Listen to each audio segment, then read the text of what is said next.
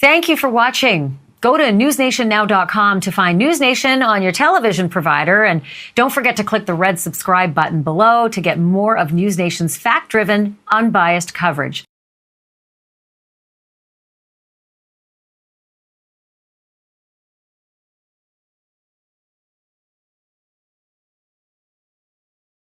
New details tonight in another big story. Today, the Moscow Police Department is investigating a homicide after 4 people were found dead inside a home near the University of Idaho campus earlier today.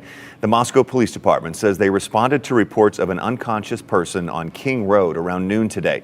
When they got there, they found 4 people dead inside the home. No word on how those 4 people died, but the case is being investigated as a homicide. Police say they will release more information once next of kin has been notified. And just after 1 o'clock today, the university sent an alert asking students to stay away from the area and to shelter in place. The school has since lifted the shelter in place request and says they don't believe there is an active threat. We'll continue to keep you updated as we learn more.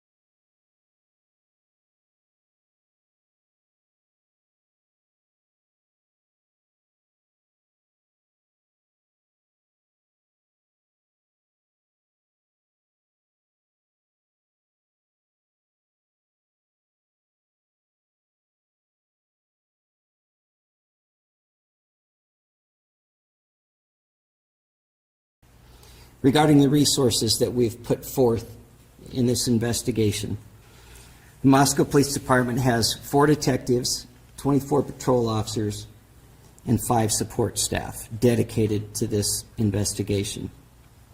The FBI has 22 investigators in Moscow and 20 additional agents assigned in various locations, as well as 2 members of the Behavioral Analysis Unit. The Idaho State Police has 20 investigators, a public information team, a forensic services and crime scene team, and 15 uniformed troopers who have been valuable in helping provide community patrols and safety patrols. We very much appreciate their support. This is our highest priority. It will remain our highest priority. We owe that to the families. Information whenever possible, but not at the expense of compromising the investigation and prosecution. David, what's your assessment so far? Here we are. Again, we go back to November 13th, a quadruple murder, and we don't have a publicly named person of interest or suspect in the case, and now we've got some friction with the family. Well, frustration is understandable, of course. I don't blame the police department for withholding certain information. They can't do that without jeopardizing, in many cases, the investigation. I will note this. Earlier today, I was reading a few articles and conversations that the father had with various members of the press, and he mentioned that one investigator on the team was 26 years old. And my first thought was, I know guys who spent 26 years in homicide. So there's a level of experience. If the Moscow Police Department hasn't had a number of homicide investigations, if the state police in Idaho have not had a number of investigations, the FBI forensic murder is not a federal offense except in very narrow areas. So we don't have trained homicide investigators. So from that standpoint, they may have good forensics, and I don't have any FBI forensics is great, but I think they would profit by having someone who spent a lot of time working a lot of homicide cases, active investigations, and they really need to get their press department. They probably don't have a press department, but their media communication is not that great.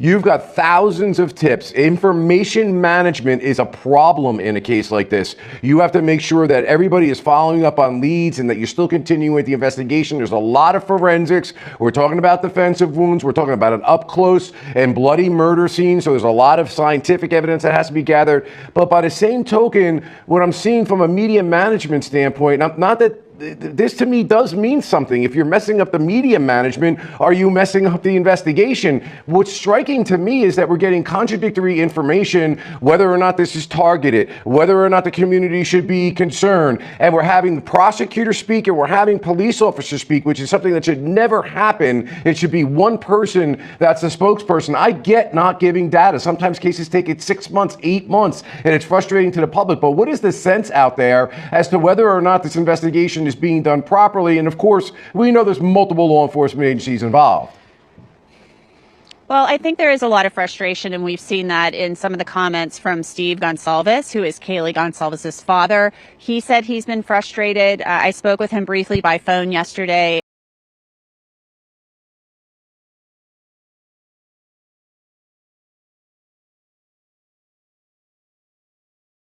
Doing matters. And it matters in what we are committed to doing, and that is to the best way we can think of to honor these victims and their families is to conduct this investigation correctly. Finally, I'd like to share that I've been in regular contact with Idaho's Governor Brad Little throughout this investigation. Governor Little is making available up to $1 million for expenses related to this ongoing investigation. Here are the latest updates as police try to figure out who killed 4 college students in Idaho last month. 1, police haven't made an arrest even after 6 weeks, and they say they don't suspect the other 2 roommates who were in the house during the attack. Officials believe that the victims were stabbed in the early morning while they were sleeping, and the 2 other people who were in the house were asleep on a different floor. 2, one of the few leads that police have made public is asking for help in finding the driver of a car that looks like this. A similar car was recently seen in Eugene, Oregon, but police say it wasn't the one from the crime scene. 3, while the FBI and the state have been looking into this investigation, one of the private lawyers for the family is questioning if officials are in over their heads. I'm not sure they're capable of handling a quadruple murder. He said police have done a poor job in communicating with the families. And 4, a lot of evidence and more than 10,000 tips have been collected so far, meaning it could take weeks for police to properly analyze and go through all the new information they have. So I think there's some misconception out there with how we operate here in Moscow. We've called in ATF in the past. We've called in the FBI in the past on many of these big cases. They have resources that we don't. And we want to have the best investigators there. That's why we call in the state police from the very beginning of these as well. So we've always done those type of investigations with the help of our federal partners as well as our state partners. And you mentioned calling in the state police at the beginning. One concern that we've heard from the Gonsalves family attorney is he has questioned how the investigation was handled in the first 48 hours. He says perhaps there was more that could have been done immediately after the murders. Do you think things were handled properly right at the beginning? I mean, do you have any regrets about the way things were initially handled? I do think they were handled properly. We secured the scene quickly. We called in the state police. We did our due diligence in getting the things that we needed to do to, have this be a solid case all the way through. We called in the state lab to collect evidence, and I believe that it was the initial stuff that we started and how we did things that will help bring this to a conclusion. I'm assuming the first thing that you're doing is researching this guy. And, there's something called the Andrew Garrett discovery. Are you familiar with it? I sure am. Yeah. And it sure does seem like you guys were on the same page as far as the possibility of a social media account potentially belonging to Brian Koberger following some of the victims and your daughter and Maddie and Xana. Do you still feel that way, that that's the right profile and that there was some sort of following, at least on the internet, of some sort? Yeah. It was kind of confusing at the very beginning, and I'm sure it was confusing for the investigators, because I went in there one day with my family, and we were like, what happened to the LinkedIn? Why were you guys into our account? Why did you remove it? And they looked at us like we were from another planet. Eyes bulge, and we could tell they were being completely honest. They were like, we have no idea what you're talking about. Well, we later on figured out and investigated and found out that it was the FBI. So there was 2 parallel investigations going on at the same time. So I think, and I've been told that the FBI wanted clear lines. Like, you guys are going to be working on this stream of information. We're going to be working on this stream of information. The stalking was one of them.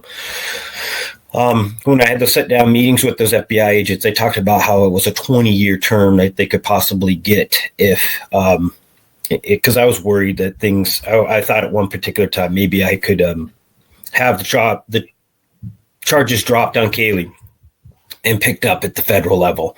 And then there would be a fail-safe in case something happened at the state level, if any mistakes were made, if anything got thrown out. We were just trying to be that careful. And they basically let me know that they had an investigation that they could still pick up. Even if something got messed up, this person was not going to walk free if, somebody came out and, heaven forbid, got caught lying, or the Brady, or whatever the different things that can throw evidence out. There was still another investigation that they felt very confident in. That I remember one of the agents saying, "We're the FBI. Do you think that a mass murder of 4 would be released on a technicality?" And I was like, "I don't know." And they're like, "No. We've sealed, we've looked, we have evidence. This individual will never be free again. 100%, we have the right guy. There's no doubt in our minds. And we can have him at the state level, we can have him at the federal level."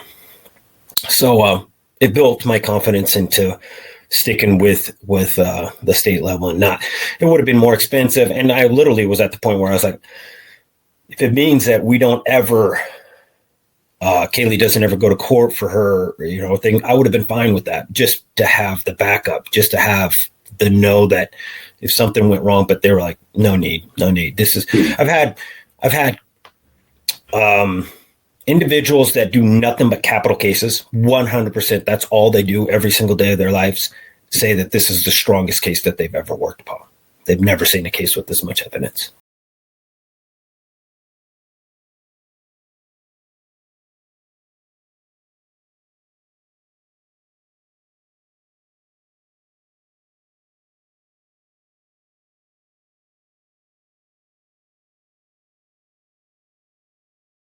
Cathy, with a C, Mabbutt, Mabbutt.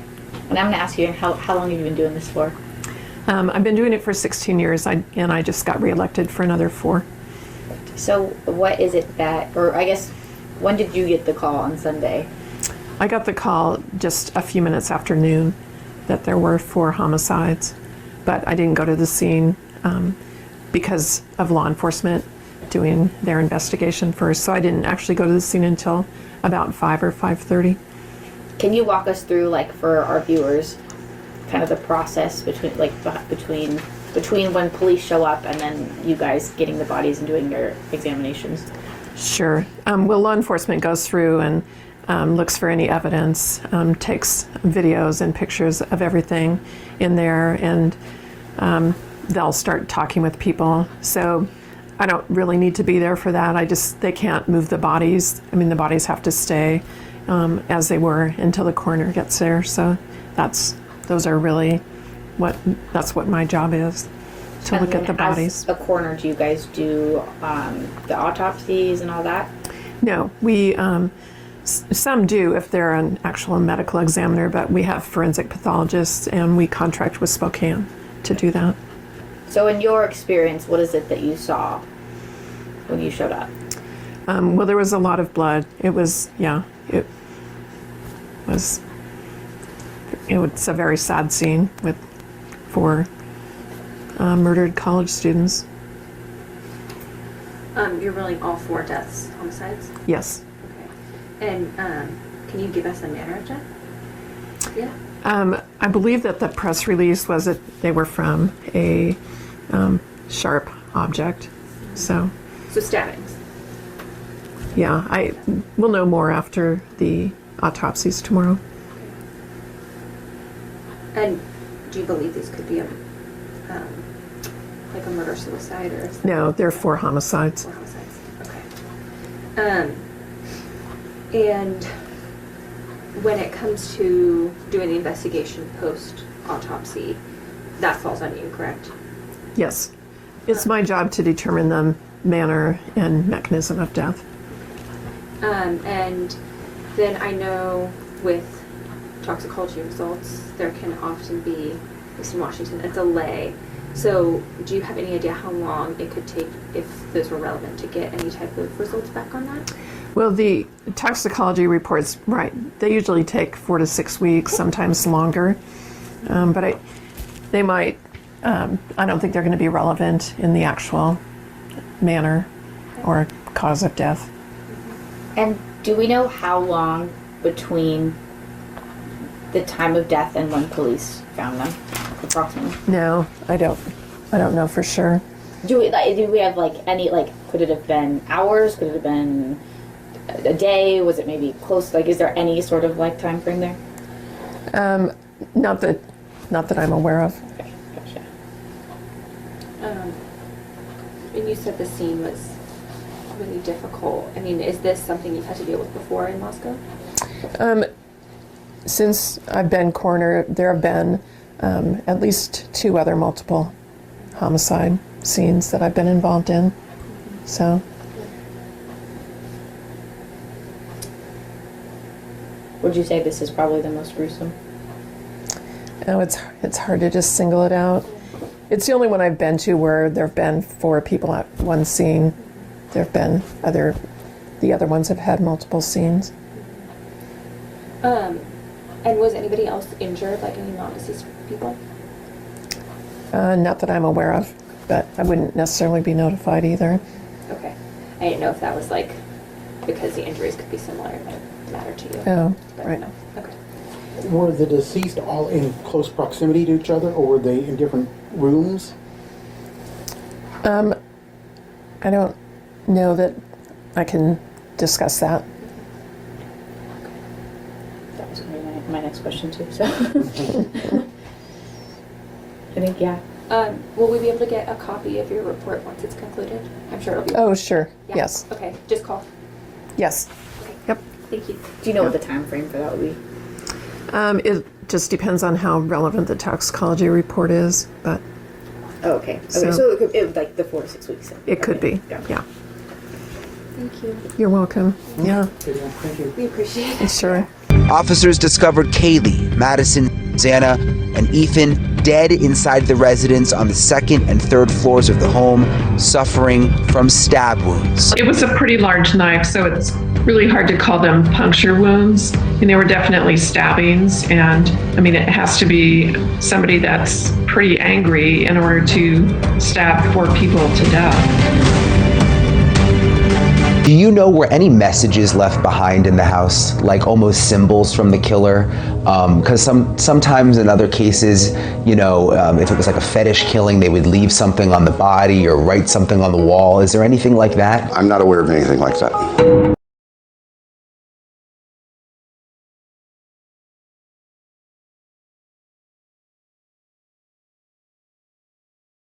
Of our theme going in was that, you know, you need to, there needs to be some accountability within the investigation about having really one voice. And he really didn't hold back when it came to talking about the coroner in this case, CathyMabbutt. Because according to Steve Gonsalves, as I mentioned, Mabbutt revealed to him gruesome details of the killing. She herself has spoken to the media, talking about the toxicology reports, the extreme nature of the case, the possible murder weapon. Well, Mr. Gray was very critical of her comments and whether or not she had a conflict of interest. Well, I mean, I have issues with the coroner.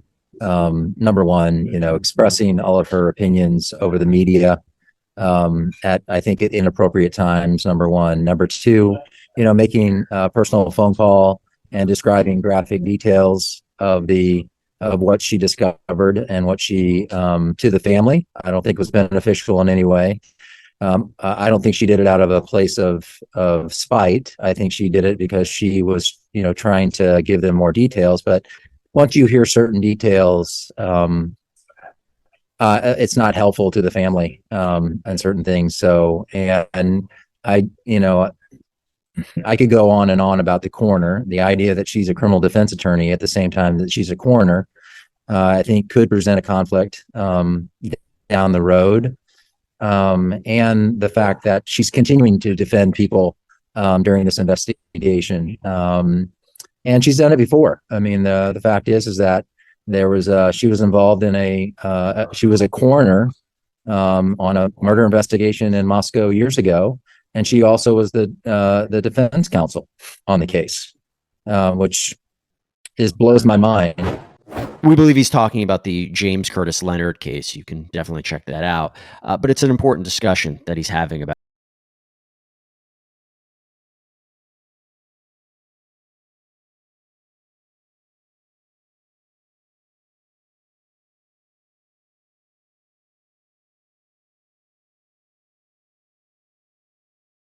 Seemingly outwardly crazy, but she said she noticed that he had a really weird food fetish, and she said it went beyond being vegan. He required his aunt and uncle to buy brand new pots and pans for him to eat out of because he refused to eat from anything that had meat ever cooked in it. And she said it seemed to be an OCD type of situation. She said otherwise he didn't seem that odd, but I spoke to another aunt by marriage who said that the murder suspect's father, Michael, came from a fairly big family that she said lived very close to the edge. They didn't pay a lot of attention to rules. They were a little bit wild. A couple of the uncles of the murder suspect, she said, served time in jail, but for very minor offenses like gambling or things like that. But I got this sense from both these aunts that the family was pretty odd. And the father's family originally comes from Brooklyn. They later all migrated out to Vegas. And Brian's father, Michael, is the one that was kind of estranged from the rest of his siblings. And I also heard that he could be kind of difficult with his siblings. And I'm talking now again about the murder suspect's father. Were they surprised? I mean, these anecdotes are remarkable, but what about their affectation? Were they shocked, dismayed, upset, not surprised? Like, how do they feel about the fact that the person the entire country has been looking for ended up being their family member? Like, how surprised were they about this news that he's the suspect? Not as surprised as you would think. The one aunt, the one that saw him a few years ago and talked about his food fetish, said she just heard about it. But she was incredibly calm. She is no longer married to the brother, so perhaps the fact that they're not specifically legally in the family anymore gives them some detachment. The other aunt, I'm the one that broke the news to her, and she was completely matter of fact and calm about the whole thing. They didn't want their names used, which is understandable. But no, I mean, I think if it were anyone I'd known, even if it wasn't a relative, I'd be shocked to my core. They did not seem to be that way to me.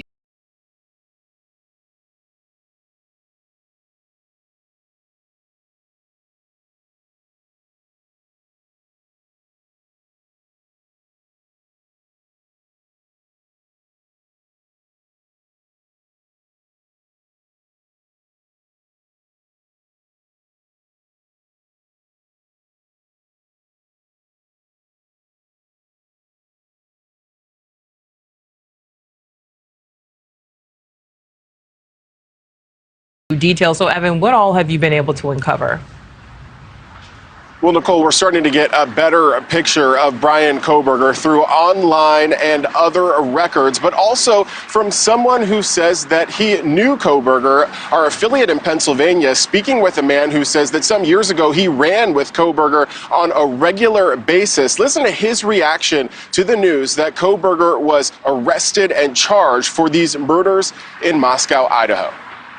I used to go on night runs with him because I didn't want to go running at night by myself. So I would text him hey, you want to go for a run? We'd go for 6-7 mile runs at night. So when I saw who it was, I was just in complete shock. I'm still kind of shaking knowing about that. Law enforcement do, given that he did spend time here? Well, we have a resource here called the Regional Intelligence and Investigation Center. It's the first thing I did was I asked the director of the RIC, as we call it, to see if we had any contact with Mr. Koberger. A data search of more than 6 million police incident reports in Pennsylvania turned up only one record with Koberger's name. He called police from this bike trail one night to report that his car was locked behind a park gate. There was a response from him thanking the police and apologizing for the inconvenience.